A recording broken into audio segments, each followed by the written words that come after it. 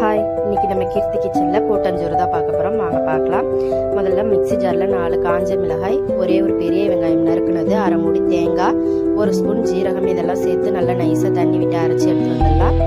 இப்போ குக்கரில் 1 டம்ளர் அரிசிக்கு 3 டம்ளர் தண்ணி விட போகிறேன். நான் இப்போ 1.5 டம்ளர் அரிசி, 3/4 டம்ளர் பருப்பு எடுத்துருக்கேன். மொத்தம் 1.5 டம்ளர். அதுக்கு தகுந்த மாதிரி தண்ணி விட்டு அந்த தண்ணியில் நம்ம எடுத்து வச்சிருந்த அரிசி பருப்பு எல்லாத்தையும் சேர்த்துட்டு காய்கறியும் சேர்த்துக்கிறேன்.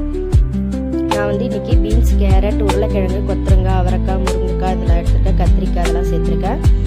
கல்லுப்பு தேவையான அளவு, மஞ்சள் தூள், அரைச்சி வச்சிருக்கிற தேங்காய் பேஸ்ட்டு எல்லாத்தையும் சேர்த்து நல்லா கலந்து விட்டுடலாம்.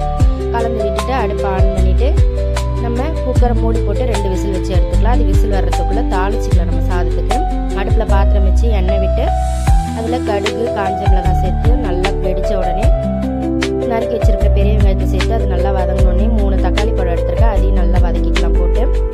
இது எல்லாத்தையும் வதக்கிட்டு இப்போ குக்கர் விசில் அடங்கிருச்சு. திறந்து பார்க்கலாம். பாருங்கள், நம்மளுடைய சாதம் சூப்பராக ரெடி ஆகிருக்கு. பாருங்கள், செம்மையாக இருக்குது பார்க்குறதுக்கே. இப்போ இதில் நம்ம தாளித்த வெங்காயம் தக்காளியை சேர்த்துட்டு முருங்கைக்கீரை உருகி வச்சிருந்தேன், அதையும் சேர்த்துக்கலாம். முருங்கைக்கீரை சேர்த்தா டேஸ்ட் நல்லாயிருக்கும். அதனால் முருங்கைக்கீரை சேர்த்து இது வரும் 4 நிமிஷத்துலேருந்து 5 நிமிஷம் வரைக்கும் அடுப்பில் இருக்கட்டும்.